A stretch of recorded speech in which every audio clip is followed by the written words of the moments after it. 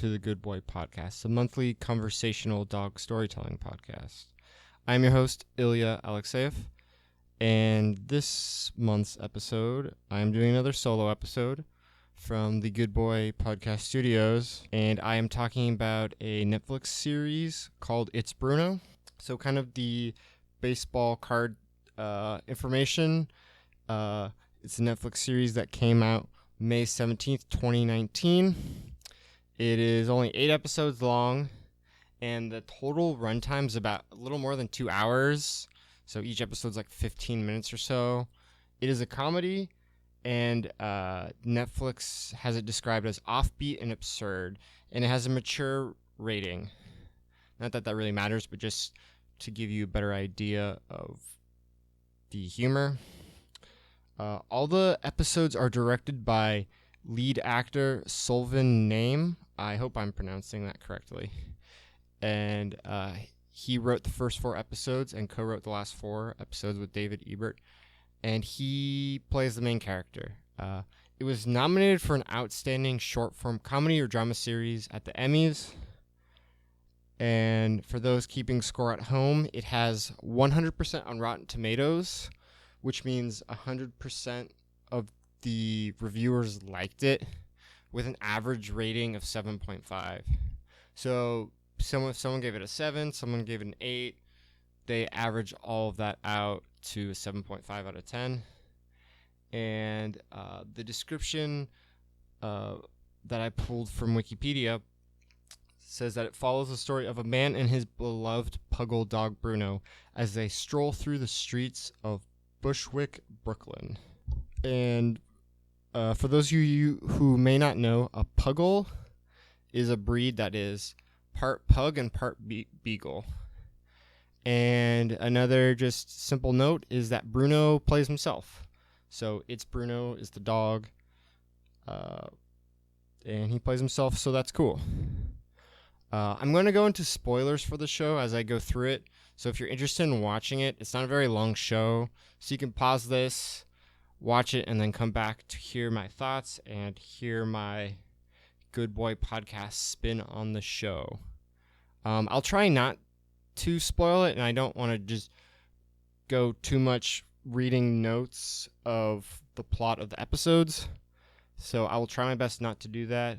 And I tried to write down things that caught my attention that would be relevant to this show.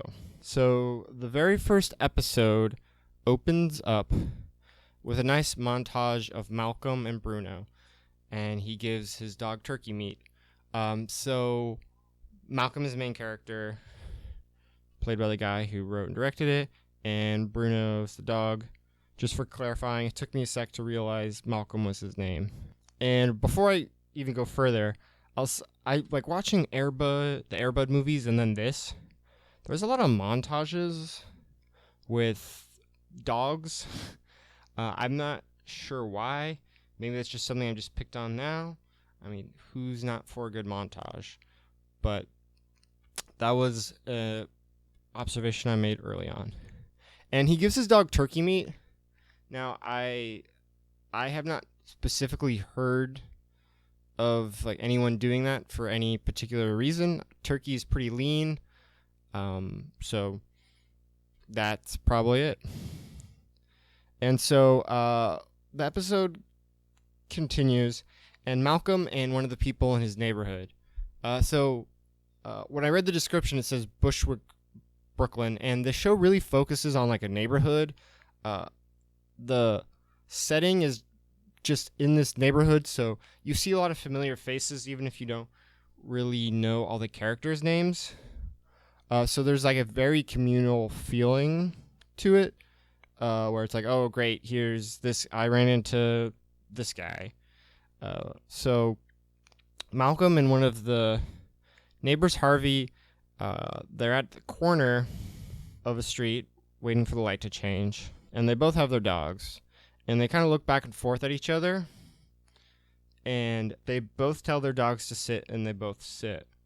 And this is kind of like, how they kind of frame it is like, how, like in a movie or something where you're at a stoplight and you see two cars and they're two young guys and they start revving their engines and get kind of like competitive like that. So they're looking back and forth. They tell their dogs to sit. They both sit.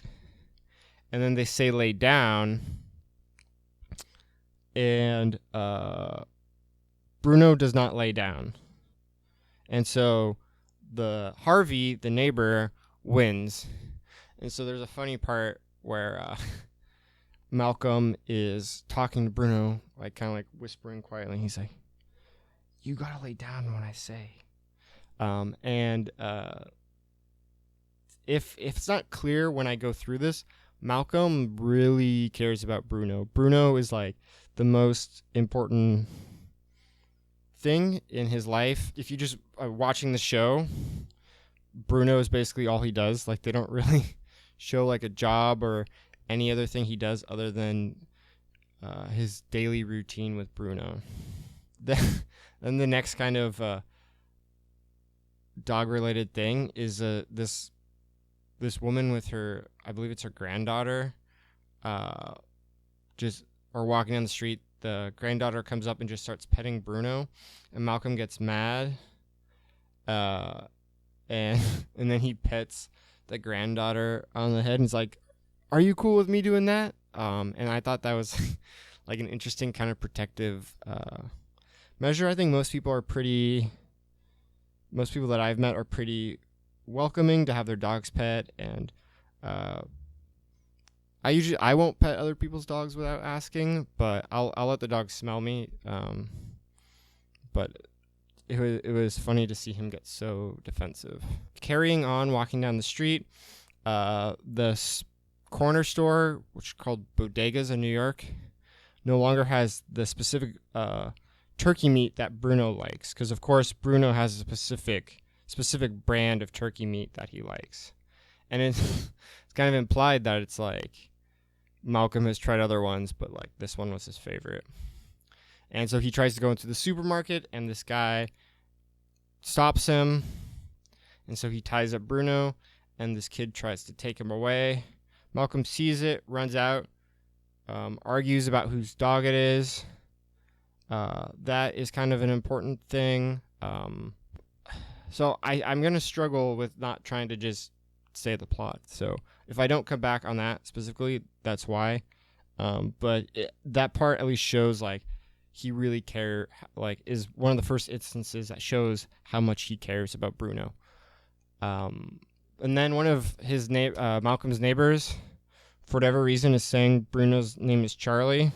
And then Malcolm's in his apartment and tries and says, "Charlie, sit and lay down," and Bruno does that, and then he's kind of like, "Oh man, what gives?" So then again on the same corner, he sees Harvey with his dog again.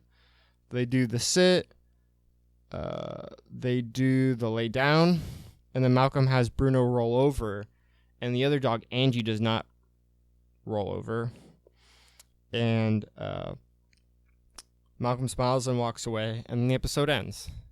So there's a lot of nice little nuggets in that first episode. So I enjoyed that one. So the next episode starts with the woman talking at like the nail salon about how Malcolm won't let her pet the dog. And one thing like I mentioned about the neighborhood is they do really show like these characters, even if it's like these short little scenes of talking about Malcolm and Bruno. So this episode revolves around pooping on the street, like poop and run. So Malcolm asked these neighborhood kids, and they're wearing, nice shoes. And so he was saying like, "Hey man, it's in your best interest to find out who's doing this, because that's really going to mess up your shoes." So Malcolm's just standing there, and this random guy steps in dog poop and blames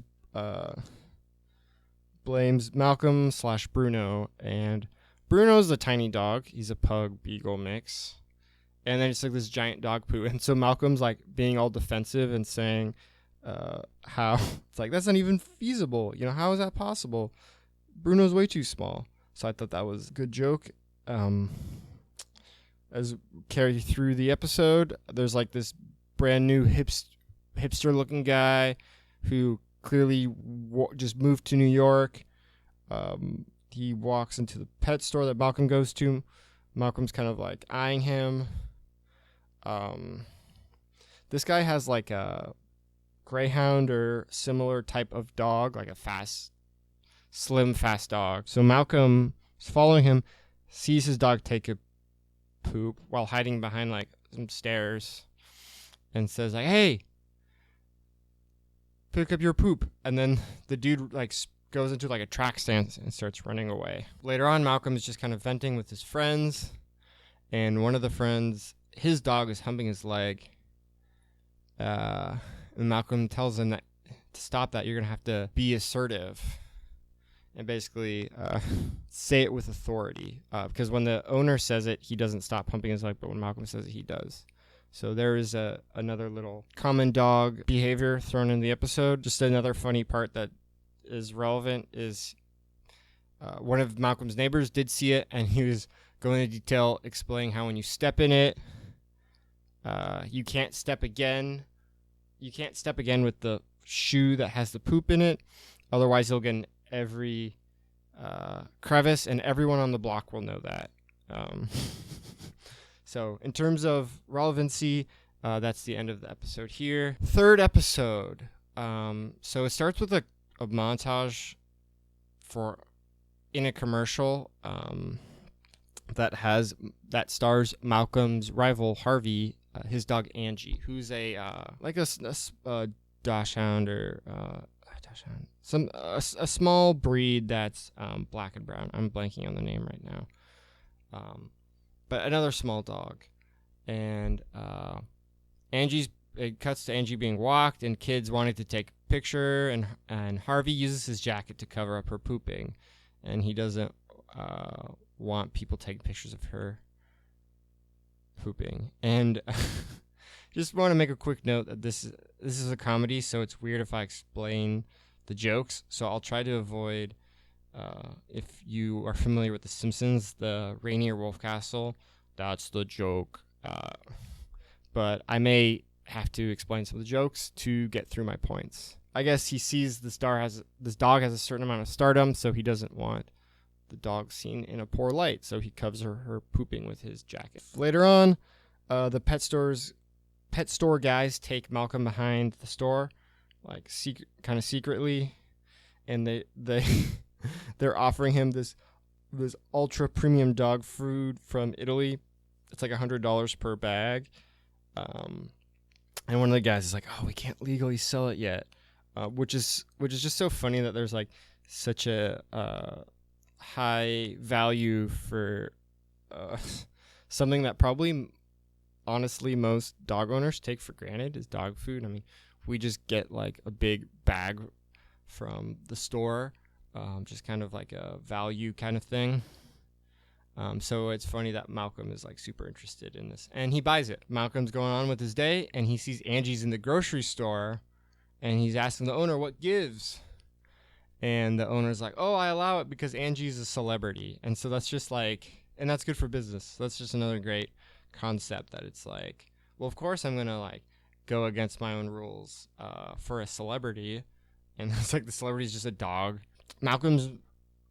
A lot of the show has Malcolm just walking down the street doing stuff, and so as he continues to walk down the street, he sees a sign for an ad for looking for dogs to photograph. So he does it. The show jumps forward 2 weeks later, and pet store guys calling Malcolm about this new product. Malcolm is so happy that he just hangs up, but it indicates that the guy wasn't done talking. And before he gets to the store, he sees the Harvey, his rival, and says, "Hey, Bruno's a celebrity too." And he gets to the store and sees Bruno's on this product called Enough Eating Crap. And these are some tablets to help your dogs stopping from eating poo. And Bruno's right on there.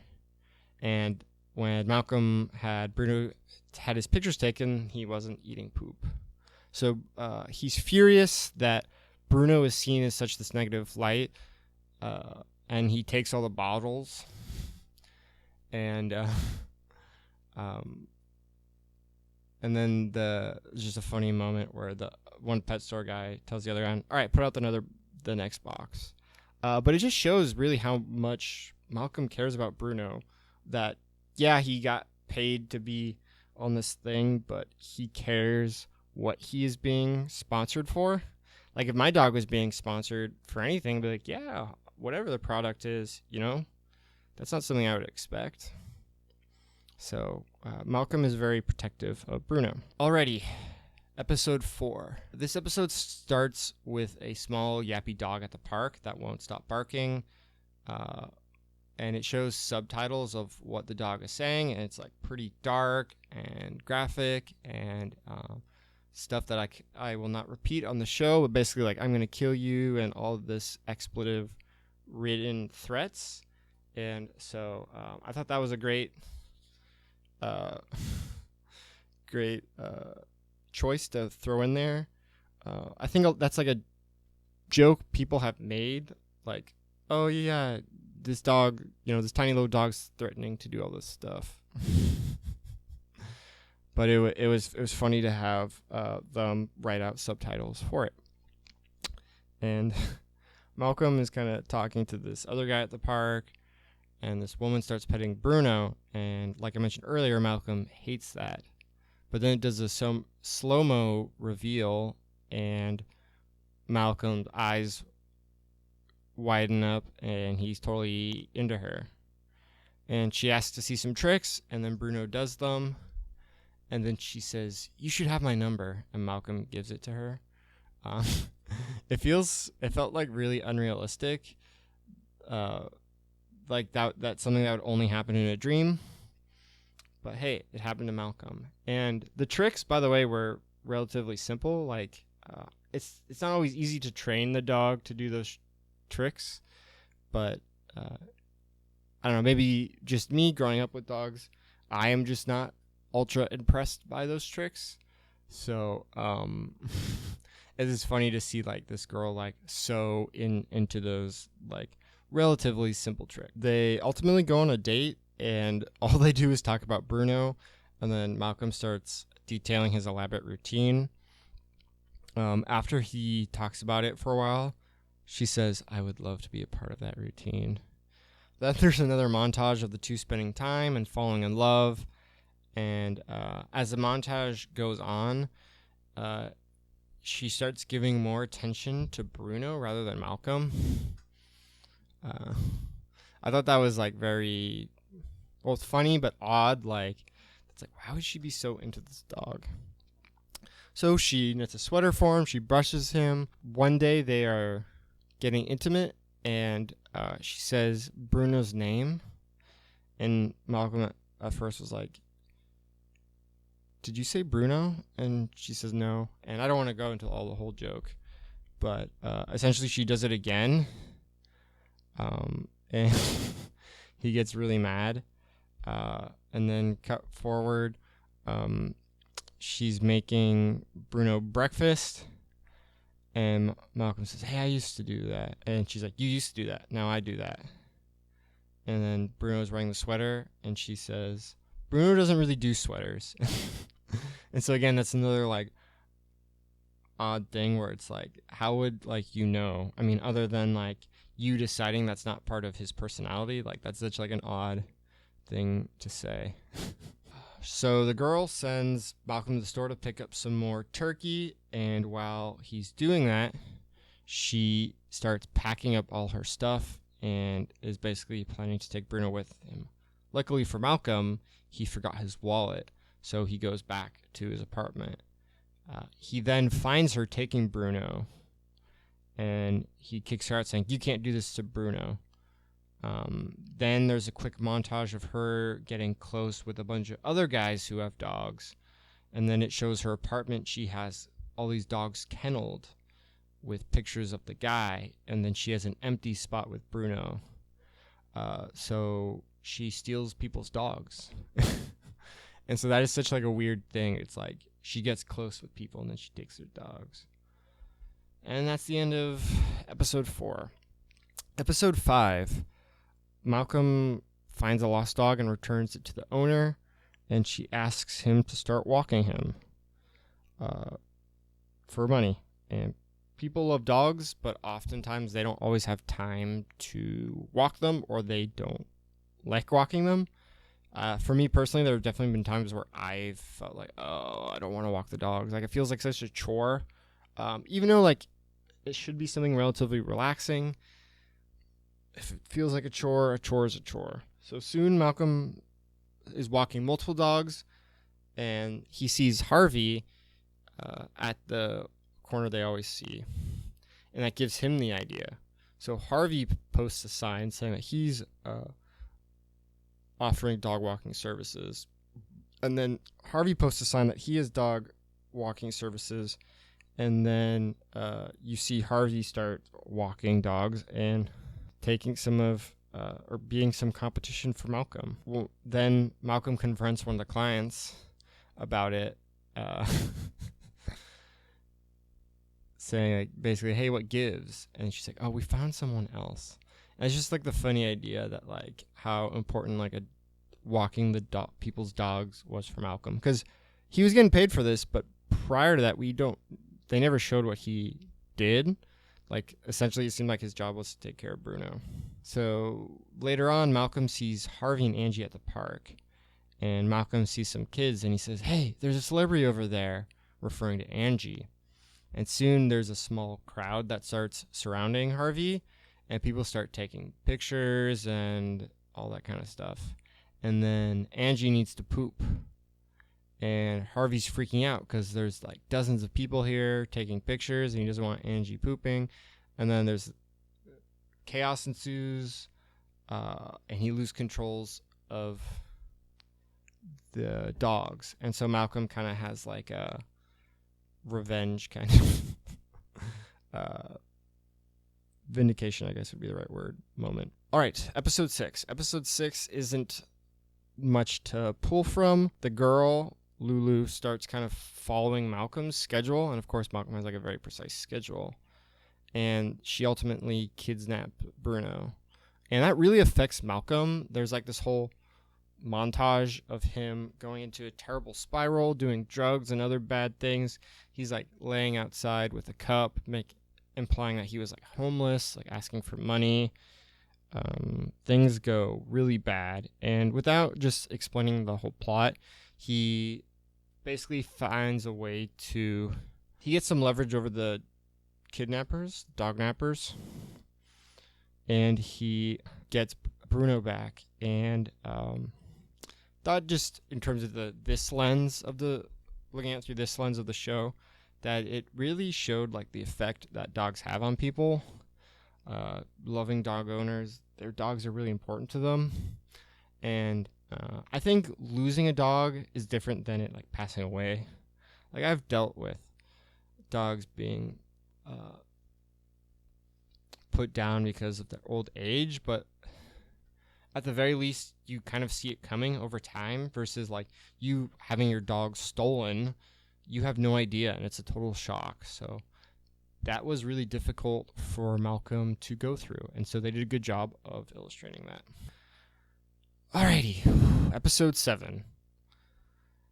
This episode starts with a party celebrating Bruno's return, and I like that, but I just thought it was odd. I don't think I've ever heard of that. Of course, this is comedy. Obviously, there's parties for people returning, maybe a veteran returning, or someone who moved far away returning, or someone's leaving. But I thought that was great.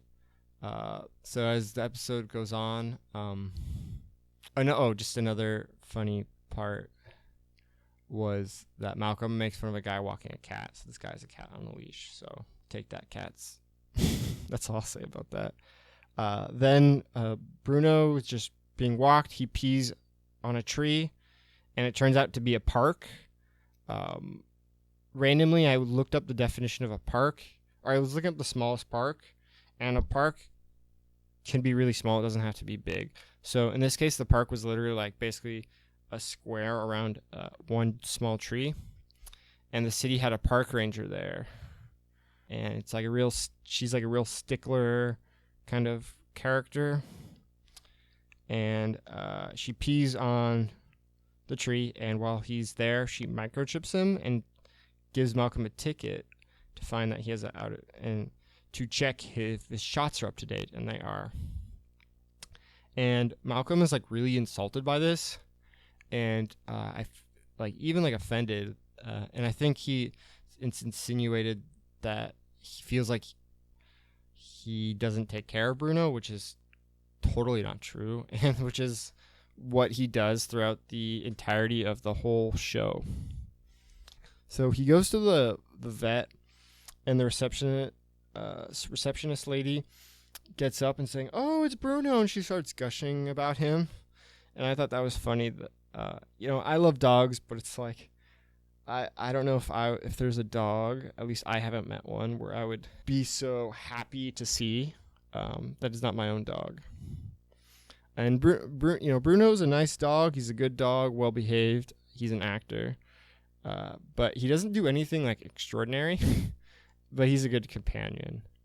And while I'm trying to sounds like I may be saying some negative things, like that's sometimes all we need from dogs. Actually, often all we need from dogs. So it's just funny to just praise him so much like that. And then just in terms of the relevancy of this, he meets the vet, and there's some jokes about charges, like how much the vet charges you, things of that nature. All right, the final episode. Bruno again tries to go into the grocery store. He fails again. And he starts talking to a girl who works there. And she's telling him, I may have a way to get Bruno in there. If he's a service dog, he legally has to be allowed in. And she says that she has a connection.